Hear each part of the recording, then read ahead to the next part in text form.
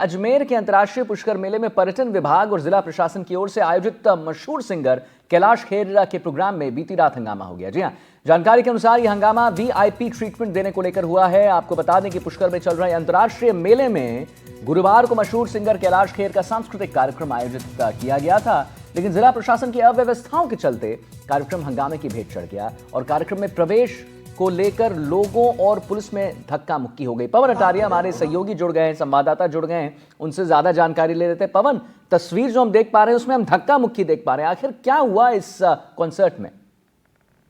बिल्कुल, देखिए अव्यवस्थाओं का आलम पूरे कल जो कल्चर नाइट थी कैलाश खेर की, उसमें देखने को मिला। यातायात व्यवस्था इतनी नाकाम रही जिला प्रशासन की कि कैलाश खेर को खुद कार्यक्रम स्थल पर 1.5 घंटे बाद पहुंचना पड़ा। इतना ट्रैफिक जाम था और सबसे बड़ी बात, हर बार की तरह जो मेला मैदान में जो आम लोगों के लिए, वीआईपी के लिए जो जगह की जो व्यवस्था होती है उसको छोटा कर दिया गया और चारों तरफ बल्लियां लगाकर जालियां लगा दी आम लोगों को पीछे देखने के लिए।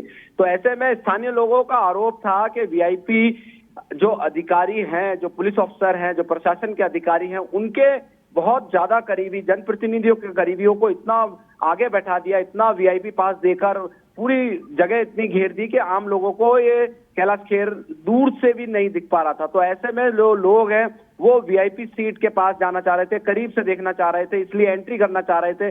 वहां गेटों पर मौजूद पुलिस अधिकारियों ने उन्हें मना किया और इस बात को लेकर काफी हंगामा हो गया।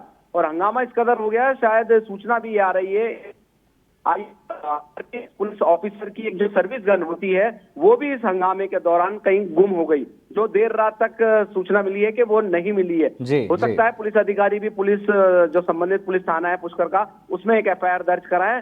फिलहाल बहुत ज्यादा हंगामा हुआ है और कार्यक्रम, हालांकि कैलाश खेर ने अपनी प्रस्तुति दी है, मगर जो पब्लिक है वो काफी नाराज यहाँ पर व्यवस्थाओं के चलते देखने को मिली। धक्का मुक्की लगातार जारी रही। यहाँ पर देखिए आरपीएस अधिकारी भी जो पब्लिक को है वो कंट्रोल करते हुए नजर आए। ठीक है पवन, आप हमारे साथ बने रहिए, जरा हम अपने दर्शकों को क्या हुआ वहां पर हंगामा दिखाते हैं, उसके बाद मैं आता हूँ आपके पास।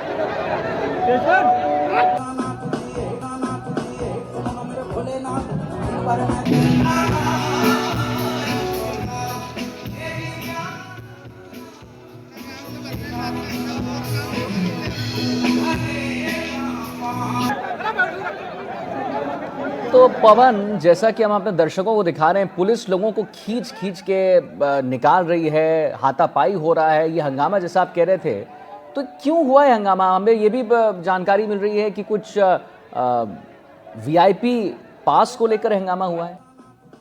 बिल्कुल, यहाँ पर देखिए वीआईपी पास बहुत बड़ी संख्या में बांट दिए गए और वीआईपी जो है, जैसा कि मैंने बताया, पुलिस प्रशासनिक अधिकारियों के रिलेटिव, जनप्रतिनिधियों के रिलेटिव को बिल्कुल आगे यहाँ पर मंच के पास में बैठा दिया गया और आम लोगों को दूर कर दिया गया। तो ऐसे में जब आम लोगों को कैलाश खेर सुनने को तो मिल रहा था मगर देखने को नहीं मिल पा रहा था, तो ऐसे में उनकी नाराजगी थी कि वो भी आगे जाके सुने और देखें।